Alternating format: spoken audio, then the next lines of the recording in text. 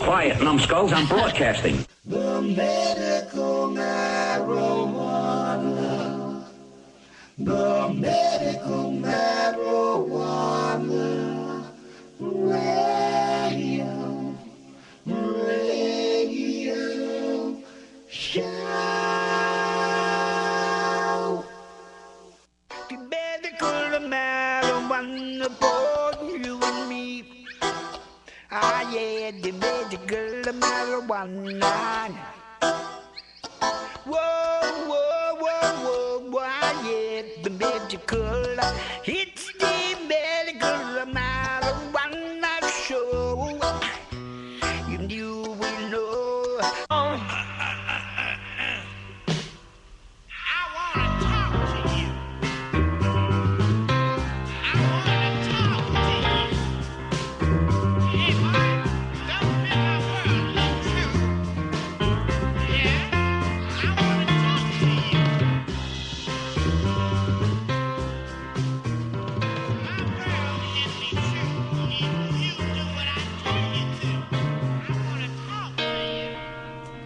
Good evening, everybody. Welcome to another edition of Medical Marijuana Radio for Saturday, February 16th, 2013.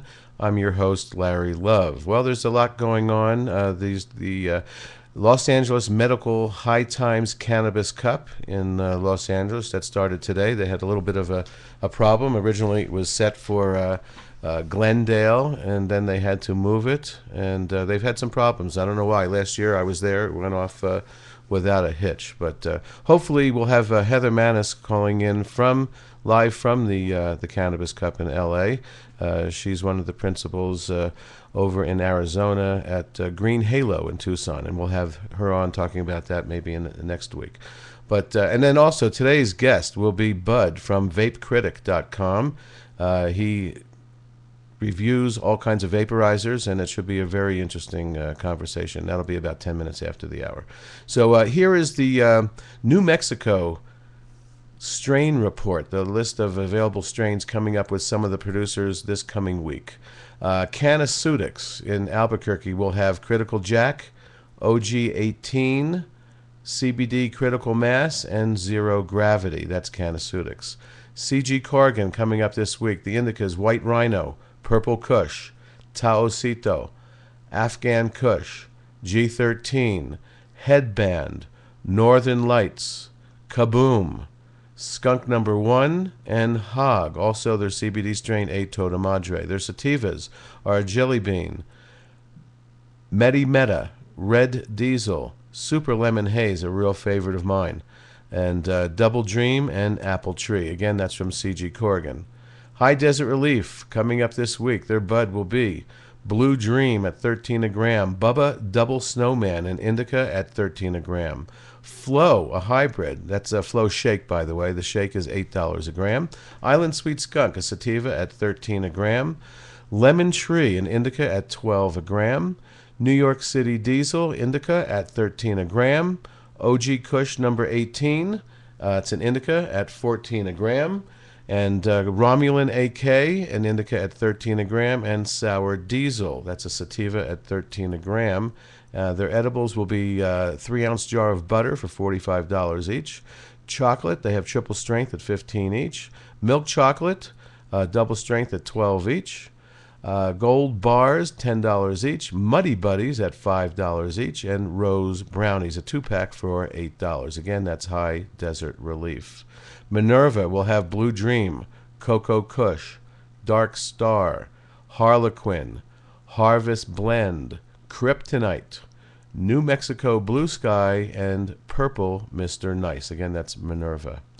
New Mexican coming up this week. G13 Haze, Blue Dream, Trainwreck, Jack Hare, CBD Z7, that's their high CBD strain. They have Pressed Keef Hash, which is Medicine Woman, and G13 Haze. They have a 2-gram puck for $70. And they have some loose Keef Hash from Critical Plus, and 1 gram is $35. They also have something new, Black Temple Hash, It's Raspberry Kush. It's 1 gram for $35. Popcorn Buds, Blue Dream, very limited, and Trainwreck. And that's it. The New Mexican's bud price generally 1 gram is $11.43, and 1/8 of an ounce is $40. A quarter is $80. I believe that's including tax.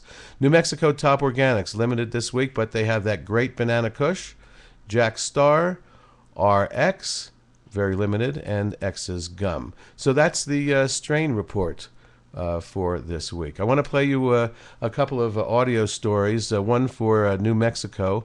But before I get to that, I want you to listen to this. It's 2 minutes and 56 seconds.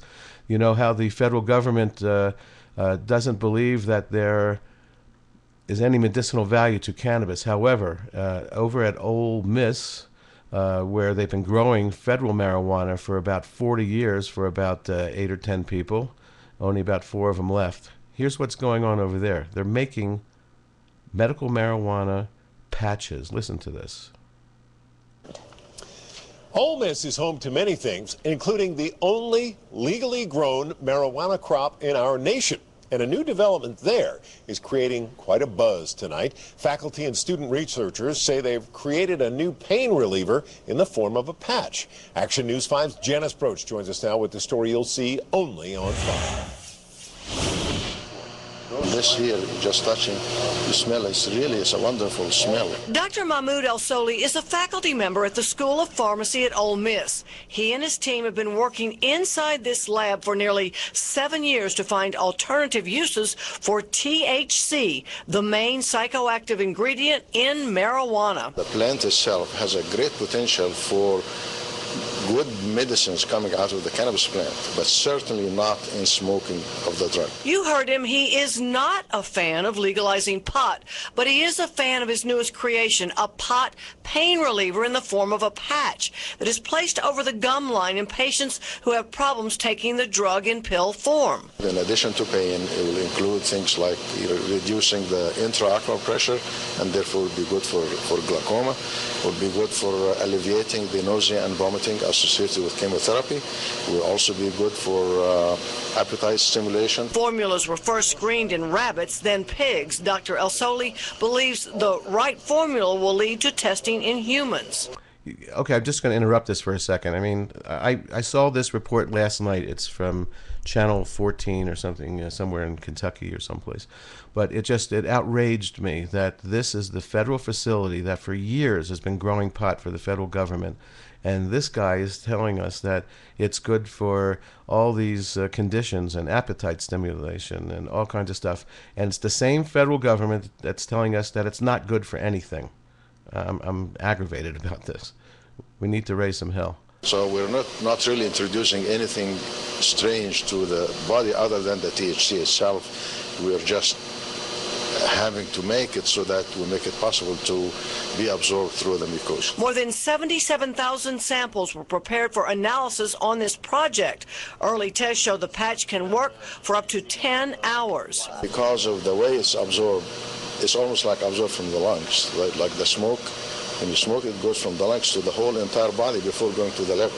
Unlike the oral, it goes to the liver first and then goes to the rest of the body. The patch grew out of earlier experiments Dr. El-Soli says didn't go over so well. He first tried making a pot suppository. Jay Leno had it on his show when we first came up with the product, and he said, that researcher at Ole Miss has developed a way to administer marijuana by suppository. You know how he came up with this idea? They said, how? And he said, well, he was smoking a joint, and then he saw the cups and he went. Janice Broach, Action News 5. All right. Ole Miss has not used its outdoor marijuana field since the year 2007. Instead, everything is grown in a lab, which is under 24-hour surveillance by the DEA.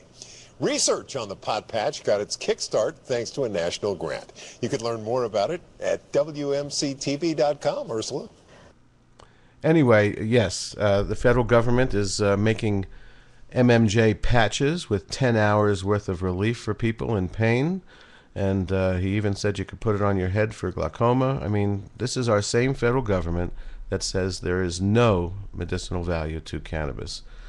What hypocrites. When will this all stop? It better stop soon.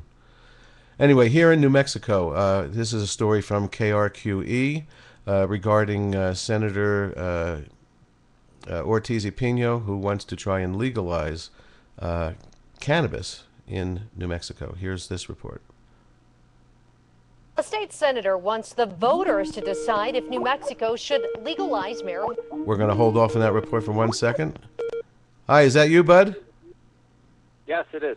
All right, Bud, I'm just going to play the rest of this audio report. I don't know that you'll be able to hear it, and when that's over, you and I will start our conversation. So just stand by, and I'm going to start this again from the beginning. It is a report about legalizing cannabis totally here in New Mexico. So let me just start this over. Okay. It runs 2 minutes and 30 seconds, and here we go. A state senator wants the voters to decide if New Mexico should legalize marijuana.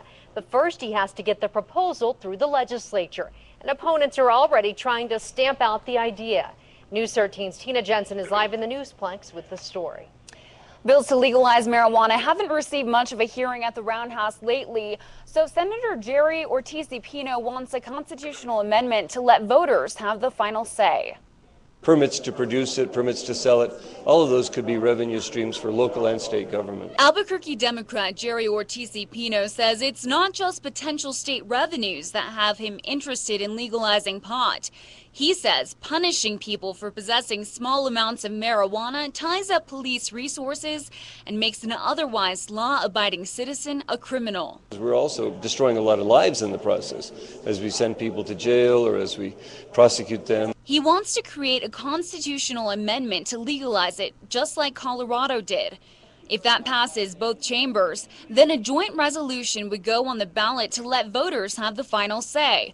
But as you can imagine, the idea has opponents, including Governor Susana Martinez, who sent News 13 this statement. As a prosecutor and district attorney, the governor has seen firsthand how illegal drug use destroys lives, especially among our youth, and she opposes drug legalization or decriminalization efforts. And the Department of Public Safety isn't convinced marijuana is tying up resources. In most cases of personal use, we're able to issue a citation and let them go on about their business. State Police Chief Robert Schilling says he's concerned about the effects on public health and safety, saying it could mean more dangerous drivers on the roads. From a Department of Public Safety perspective, we just think there's not enough data there. It seems to be, I think for lack of a better term, a national experiment with a few states having passed these initiatives, legalizing small amounts.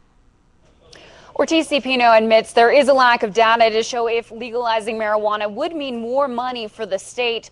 The earliest this could be on the ballot is 2014. Back to you. Okay, so that's a report from KRQE in Albuquerque regarding legalizing cannabis here in New Mexico as they did in Colorado and Washington State. So let's hope that does happen here in 2014. Okay, so now our guest, Bud from VapeCritic.com. Bud, how are you?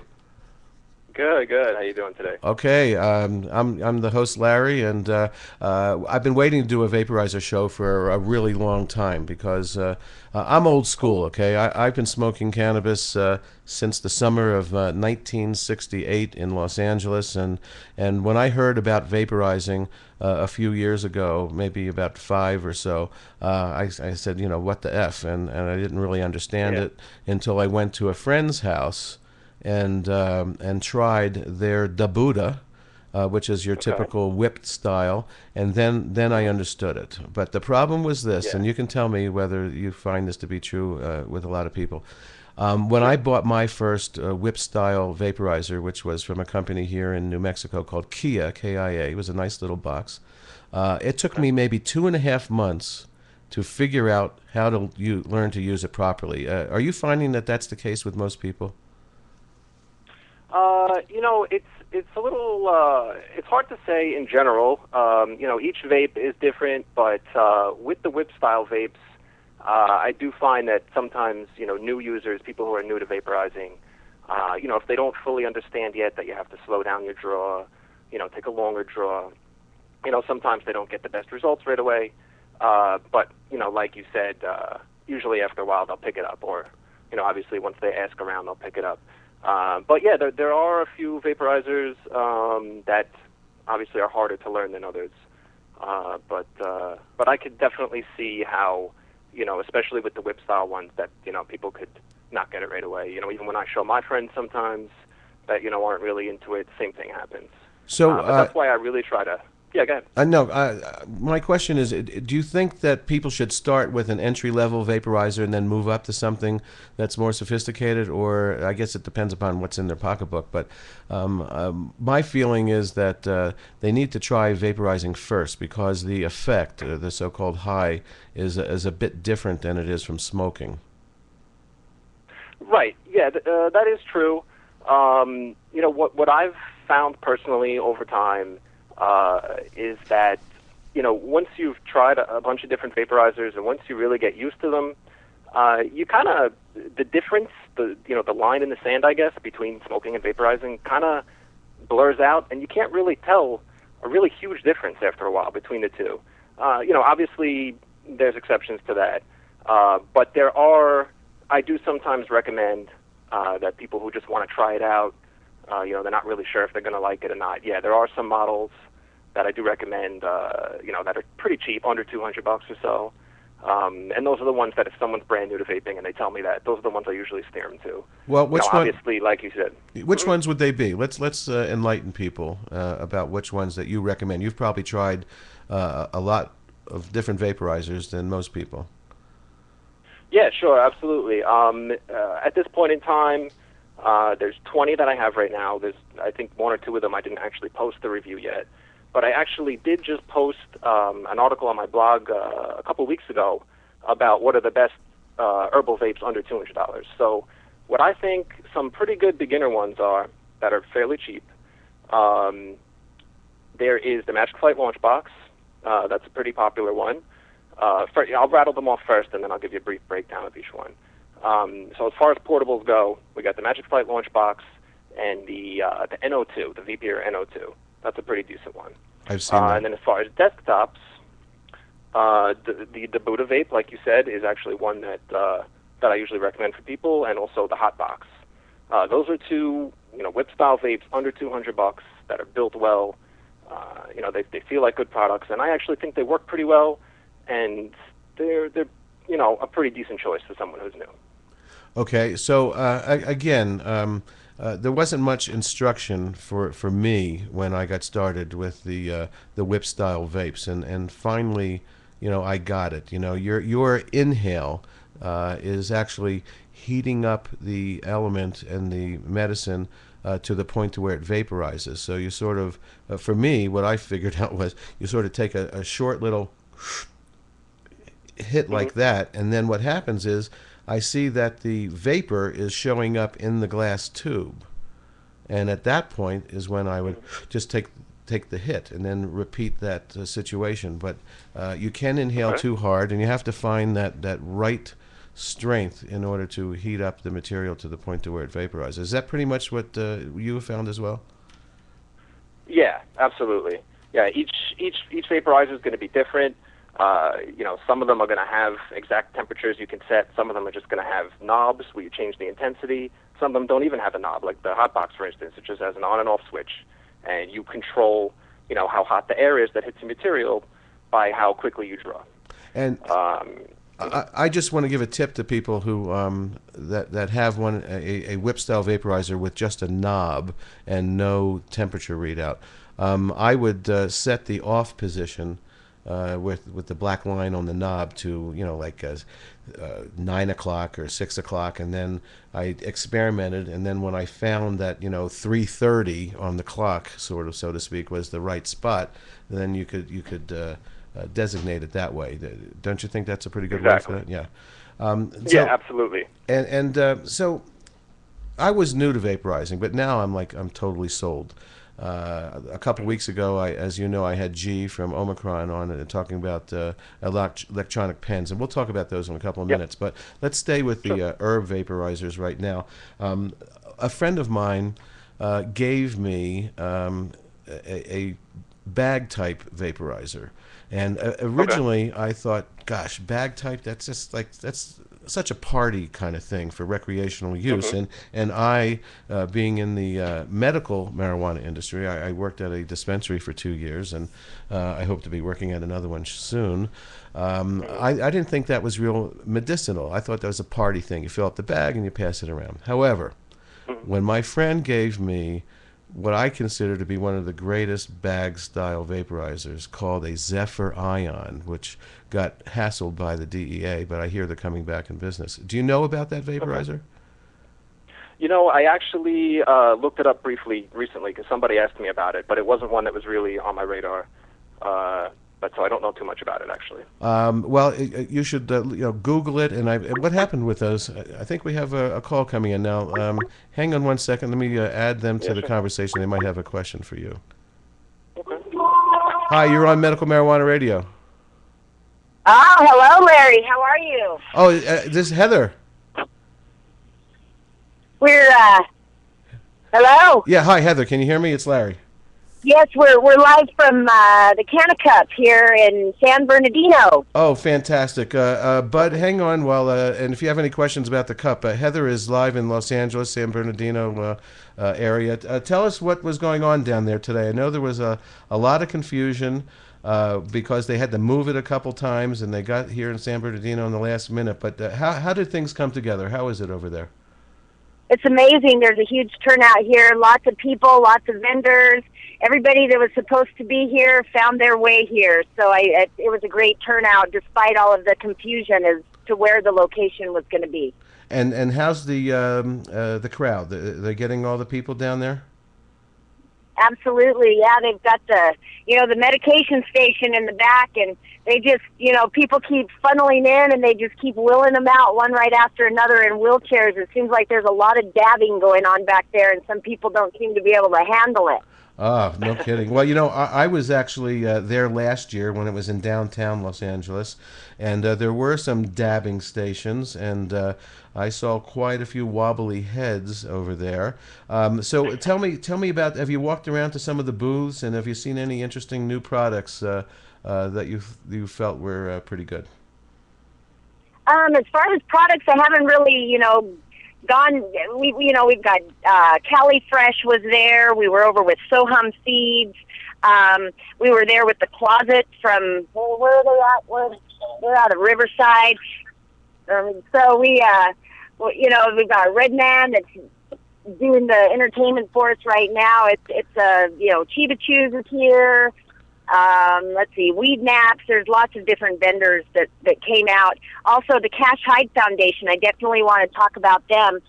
Mike Hyde is here with the Cash Hyde Foundation. It's a wonderful organization. They put together the Reggae Runners, and these are, the coupes, the car coupes that kids can get into and ride them. They take these coupes and they fix them with IV poles, and then they take them to children's hospitals where children are being treated for serious illnesses, including cancer, which Cash Hyde very sadly passed away from cancer in November. He was the first cannabis kid, really.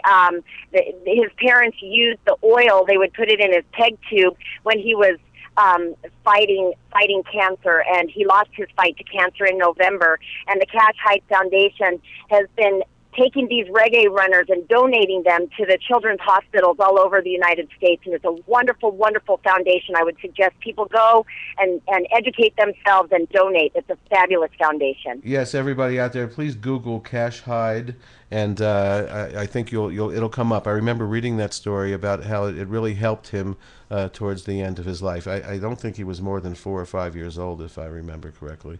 He passed away when he was 4 years old, and there's photos of him there on the Cash Hyde Foundation website, and you see this young man who was fighting this horrible disease, and he still has the light in his eyes. He still has a smile on his face, and he can stand as a great example to all of us about the beauty of cannabinoid medicine. Right, and then currently I think there's a young girl named Brave Michaela, and you can Google that and follow her on Facebook and so forth. She's also somebody that is fighting, I think, some sort of leukemia, child's leukemia. So cannabis really helps a lot of people. And I don't want to keep you too long, Heather, but I want you to check out a few things when you're there. Rare Dankness Seeds. Rare Dankness is here. That's right. And they won the Amsterdam Sativa Cup a few years ago with Moonshine Haze, which I was lucky enough to grow this past summer, and it's just spectacular. And you can say hello to Scott for me if you see him. Absolutely. And the Sohum, I think they have some interesting high CBD strains. You might want to ask them about that. And absolutely, yeah. Let me tell you about those seeds that they have. I'm going to pull them out right here for you, Larry. We've got some Swiss Sioux, we have some Canasoo, and we have some Harley. Yeah, some Harleys. The Harlequin Sioux, the Harley Sioux. The Harley Sioux. And these are three of. Yeah, these are the Swiss Sioux, Harley Sioux, and Canasoo are three of the seeds, the high CBD strains that they have over at Sohum Seeds. They're doing a wonderful job over there. They're organic growers. They're wonderful human beings. They're helping people. Their heart's in the right place.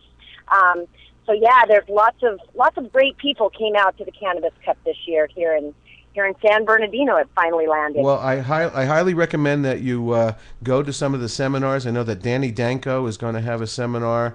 I don't know if it was today or it's going to be tomorrow, but Kyle Cushman and I think Swerve from Cali Connection, you need to check out their products too. They're fantastic. So try to go to some of those seminars. They were just great last year. And next week, hopefully we can get you on next week to talk about Green Halo and Tucson and do a whole show on Arizona. So thanks for taking the time to call in tonight. Say hi to Ken, and we will talk this week, Heather. Excellent. Thank you so much, and have a great weekend. We'll talk to you next week. Thank you, babe. Talk to you soon. Anyway, that's all right. Bye-bye. That's Heather Manis. What's that? No, just giving you an outro here. Thanks. Bye, guys. Bye-bye. That's Heather Manis from Green Halo in Tucson, one of the first dispensaries to open up in Arizona. So, okay, Bud, we're back to you now, and I think I was talking about how I felt that bag vaporizers were really recreational until I tried mine, and I find it to be just an incredible way of dosing and very easy to use. There's a lot of elderly people in the medical cannabis as patients, and I was looking for a vaporizer that would be easy and efficient for them, and I do recommend the Zephyr Ion. However, I don't know. I know that eBay has got some. I don't know if they're old stock. They're selling for about $350. But what would you recommend for let's say an older person who's not into it recreationally? They want something that's efficient, not real hard to use, and bag style I find to be very good. So what do you recommend as a bag style vaporizer right now? Okay, yeah, that's actually a really good point, because I actually prefer bag style vapes too. Believe it or not, a lot of people don't really like them that much for various reasons, but there's three that I've reviewed. The Volcano, the Extreme Q is a dual purpose vape. It could be used at whip style or with a balloon. And then there's the Herbal Air. Actually, I'm sorry, there's four. There's also the Vivape. So those four can be used with balloons. The Volcano is balloon only. And, it comes down to this. I understand that not everybody wants to spend a whole crap load of money on a vape. Neither did I in the beginning, right? My first few vapes were not that expensive. But what I found is that the Volcano, despite being pretty expensive, it really does provide a really good experience. It's very easy to use. It's hard to do anything wrong with it. And not only is it just super easy to use, but the results that you get are fantastic. It fills the balloons with nice vapor. You can control how dense you want the vapor. And then obviously it has, out of all the balloon vapes I've reviewed, it has the best valve system. So it's the most convenient to use and the most fun to use. And it also happens to be the easiest to use, where you could actually fill your balloon with vapor, set it down, and not have to worry about any vapor coming out or anything. Okay, which one was that now? The Volcano. The Volcano. That's okay. the one. This is the one that's been out for over a decade. And it's about it's about twice as expensive as most other vaporizers too. Isn't it like $600? Yeah, it is very expensive. The model I have is the classic model. It's $539, Mm-hmm. And it comes with everything you need. But yeah, it is very expensive. But it just comes down to what you're looking to get. Sometimes what I do when people ask me, what's one like compared to the other one, I tell them, it's like a Honda versus a Mercedes. All right, there's no problem getting the Honda. Most people drive them. Most people get them as their first cars. Something on that level. They'll get you from point A to B. They'll do a pretty good job. They're nothing fancy. They're nothing spectacular that your friends are going to be like, ooh, look at that. There might be like little things that go wrong here or there and, stuff like that. But so it just comes down to what you're looking for. Do you want the top of the line vape that you're not going to have to worry about ever? That's going to be the easiest one to use. Or do you want to, start out a little lower and Mm-hmm. see what it's like first and then work your way up, which is what I did, which is what plenty of people do. I agree with you about that. There needs to be a good valve system so that you can set that bag down. I know that the Extreme Q does not have that. And with people out there, I've been telling them to, find some little kind of a cork or a rubber piece to stick into the little glass end to that.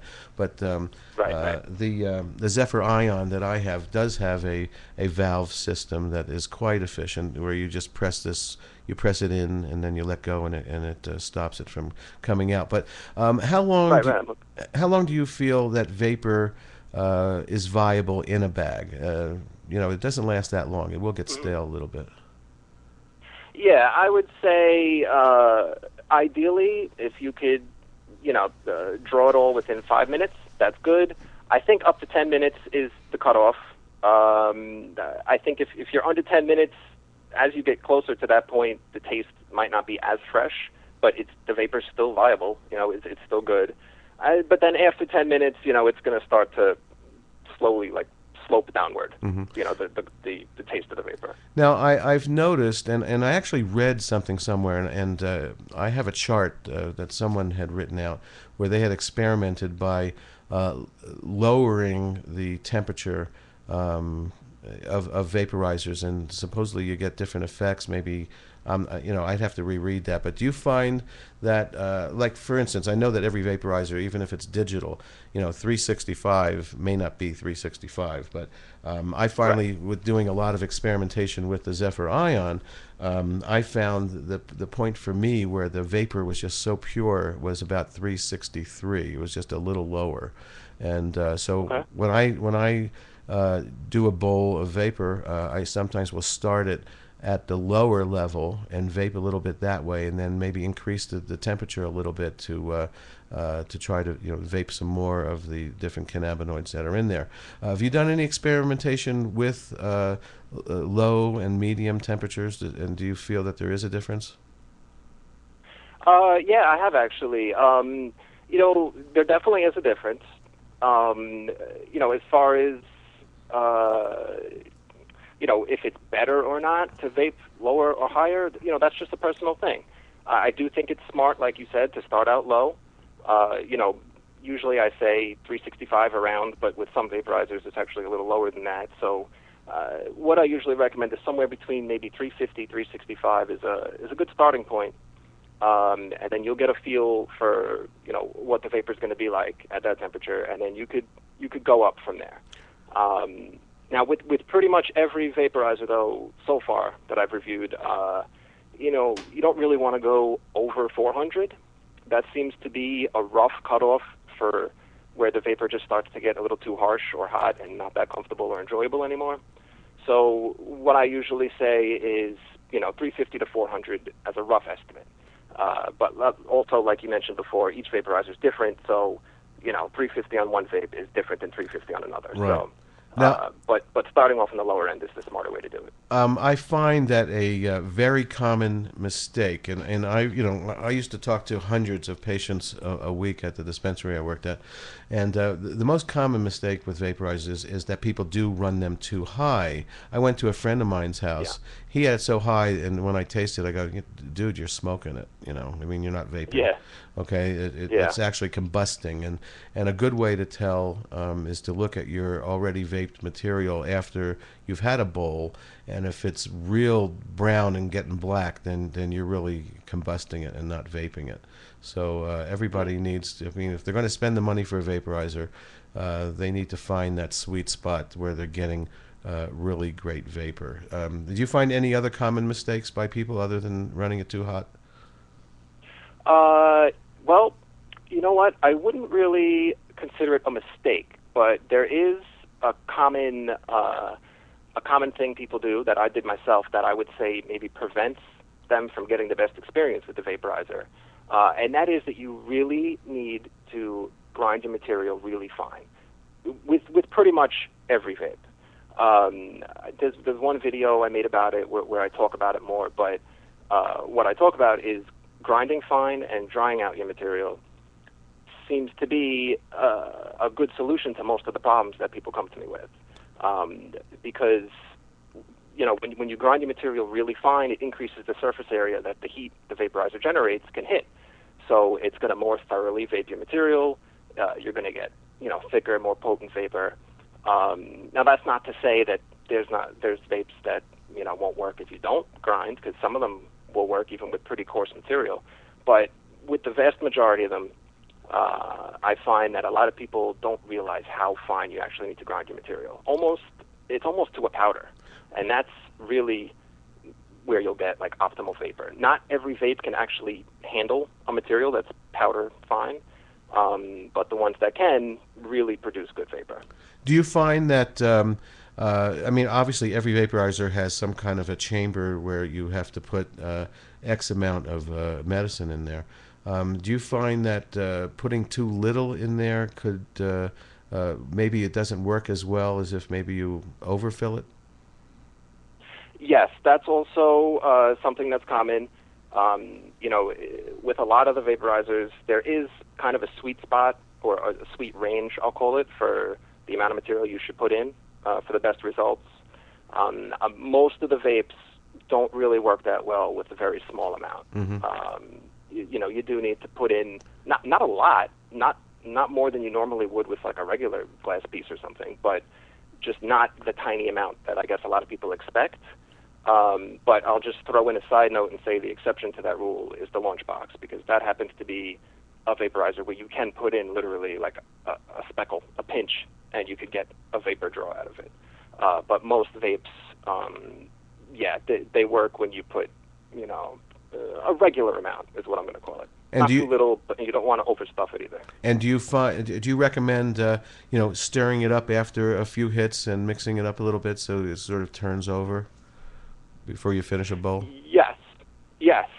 You know, that also depends on which vape you have, but with the vast majority of them, it does help when you mix up or stir your material during the session, absolutely. Okay, before we move on to the electronic pens and vaping bud and oil in these pens, what do you, you know, when I first got my vaporizer, I also have a USB microscope, and I like to take a lot of pictures of buds and so forth. And I stuck my microscope inside my already vaped material jar, and let me tell you, boy, there is still so much left on that medicine. I see trichome heads, I see all kinds of stuff. What do you recommend doing? I save all of mine. What do you recommend doing with your already vaped material, if anything? Yeah, you know, that's a tough one. A lot of people do ask me that question too.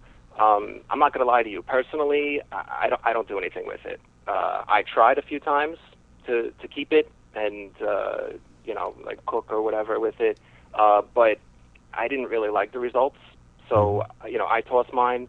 But speaking of that, there is one video I made about the good temperature ranges to be in with vaporizers, and I actually did the same thing where I also have a USB microscope, and I took pictures of the material, you know, before and after, you know, one draw, and then after two draws, and after three draws, to like see the progression of, you know, what it looks like.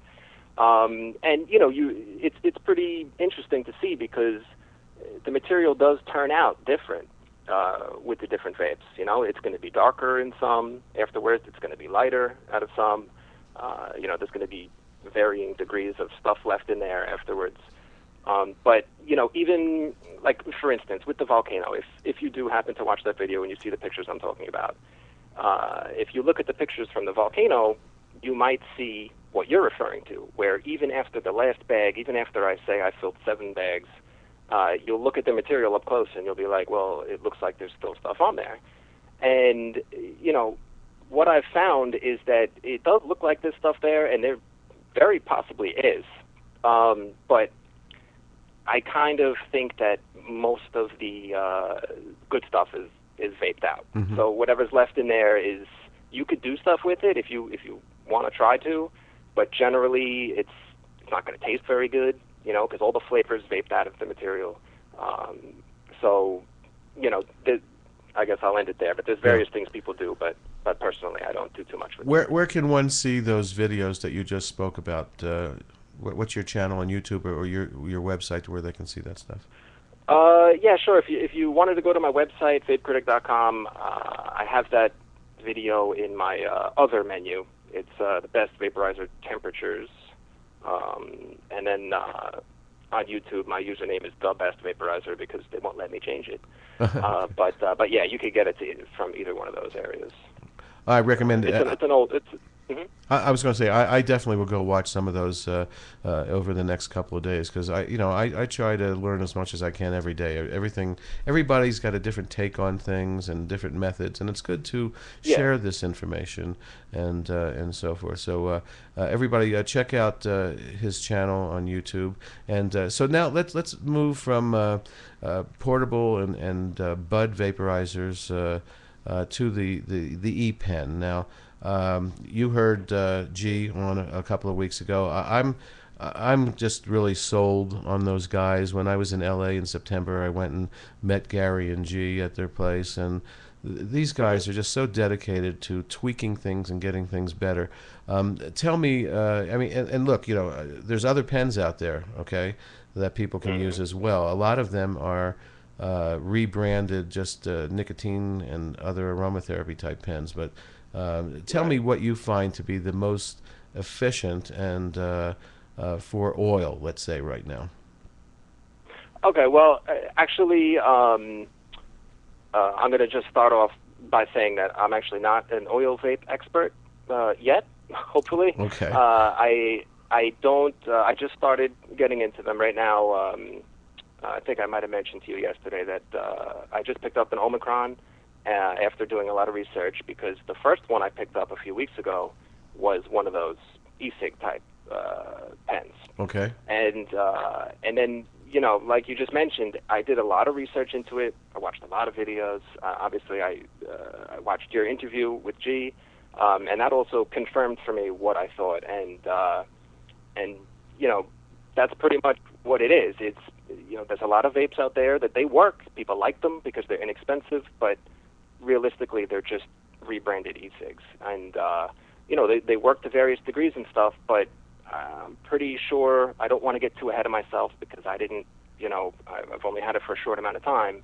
But the Omicron does seem like a more official product. Obviously, it seems like they're really putting their research into it. It seems like they're really legitimate and they're on top of their stuff. Those are the type of people I like to support, you know, those types of companies. So, you know, I'm really looking forward to learning a lot more about it, though, and getting into it and sharing all the info I learn with everybody. But, yeah, so as of right now, you know, a lot of people ask me about the G-Pen and this and that pen.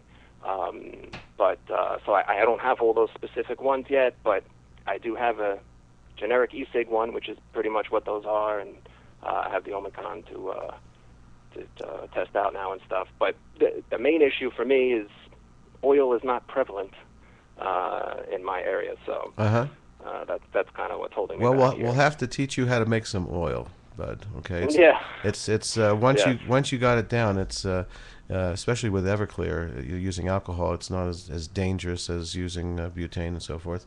But right, that's what I heard. It, you know, recently I've taught one of my patients how to make their own oil, a young man, and God, he's his second batch, everything's coming out so well, and it's so great to be self-sufficient and not have to rely on other people. And oil for some, hard cases is definitely a great way to go. Yeah. And I can make a recommendation other than the Omicron, which is there's the Omicron version 2. I think it's 2.5 now. Is that the one that you got? Yeah, the 2.5. I have the OFOS. Okay, the OFOS is another one of G's models that has a USB port on the bottom. And it's got a pass-through on it, so that let's say your battery was low or dying, you could actually plug it into the USB or into the AC, and you could still use it. That's what he means by the pass-through, and it's a little bit more stealth than the version 2. But the version 2 has got a lot of different aspects to it that are very good as well.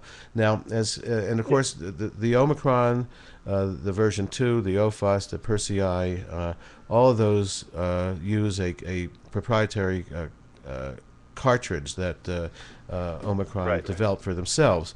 And I was a little bit intimidated at first in filling one of those, but I've got it down now, and it's no big deal. But some people just patients and maybe older people just don't want to get involved in anything like that. One of the you just mentioned the G pen before, and of course the G pen has nothing to do with G from Omicron. It just happens to be called a G pen.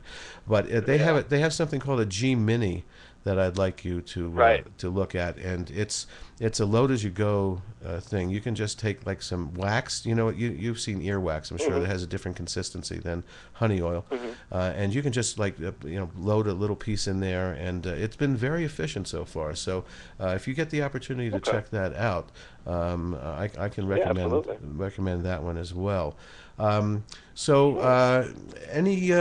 Anything else that you would like to cover with our talk today? Is there anything that you didn't mention? I want to, of course, give out your website and stuff again. But if I was to say someone had $250 to spend on a vaporizer, do you have like 3 vaporizers that in that price range that you think are efficient for and easy to use?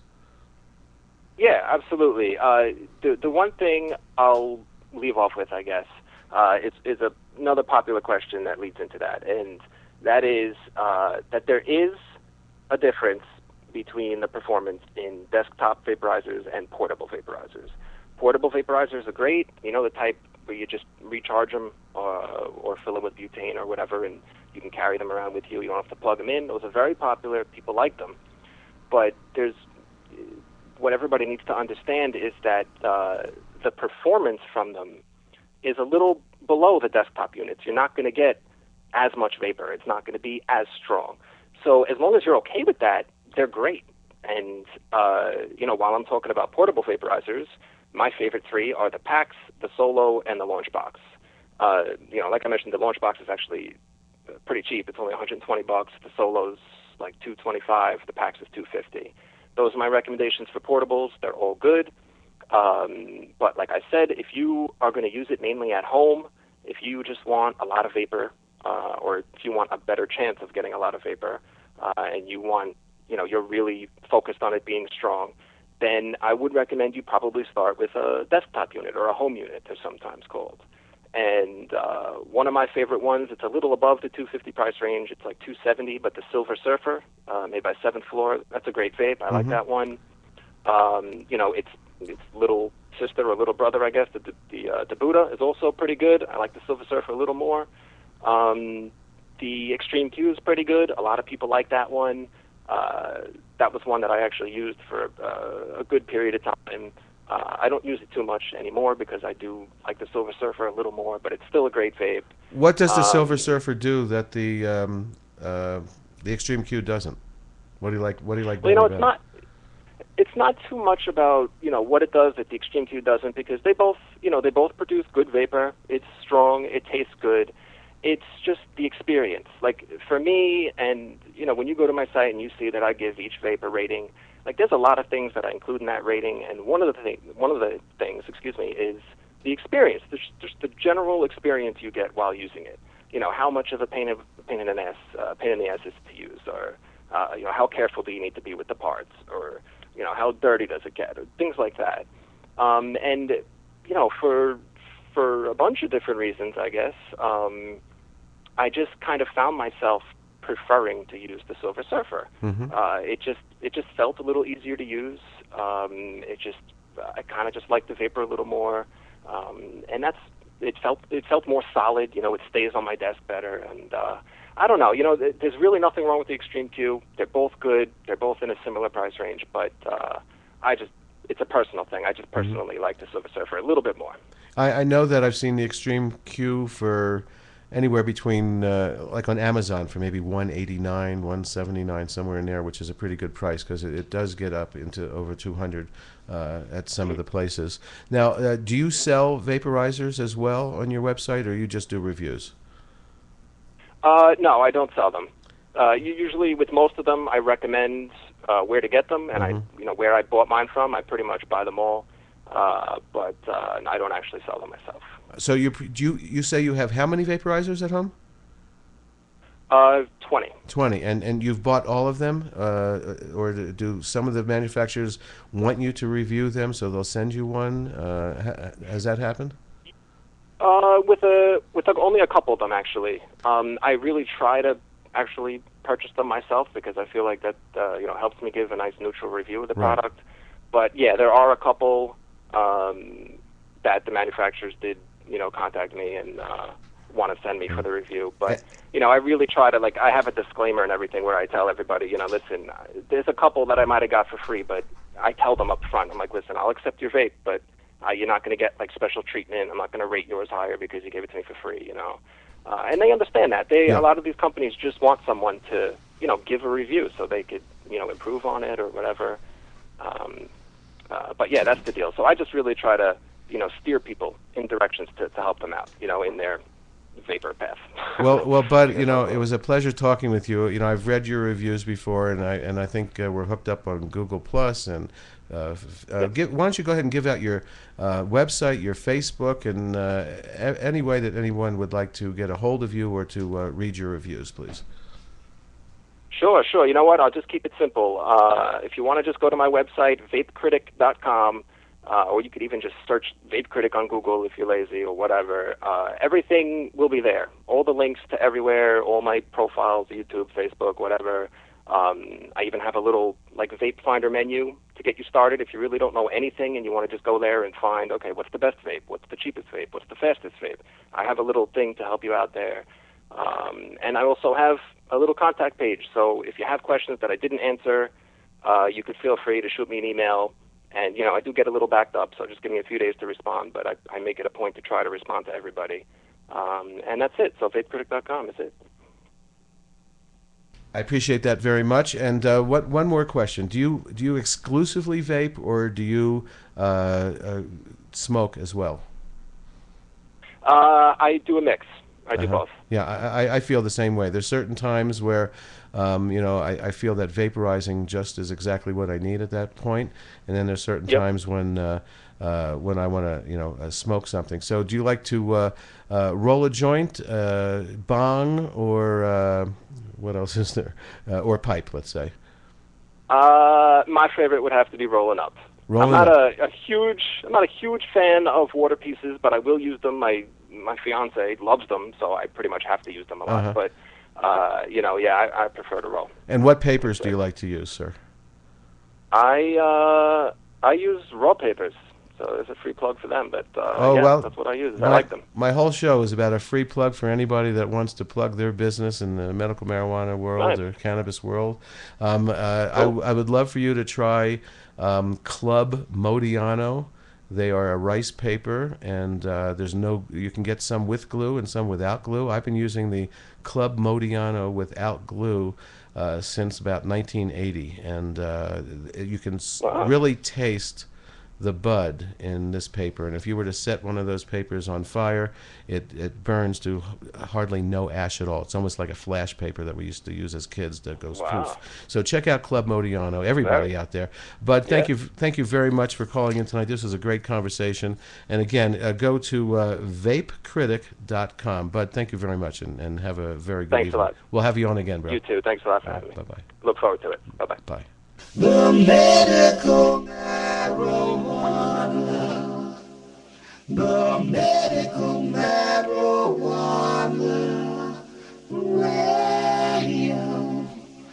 Radio show.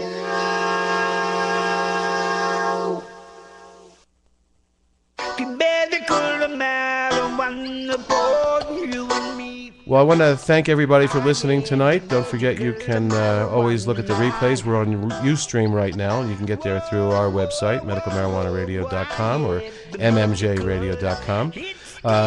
Thank Bud for calling in. That was a great show on vaporizing.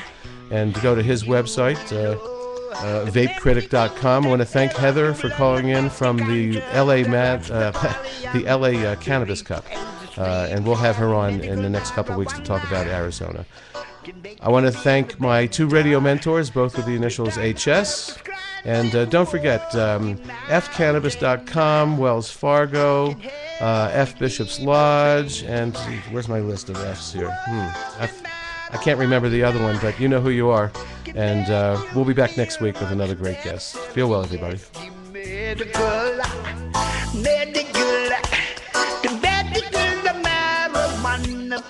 you and me, the medical marijuana.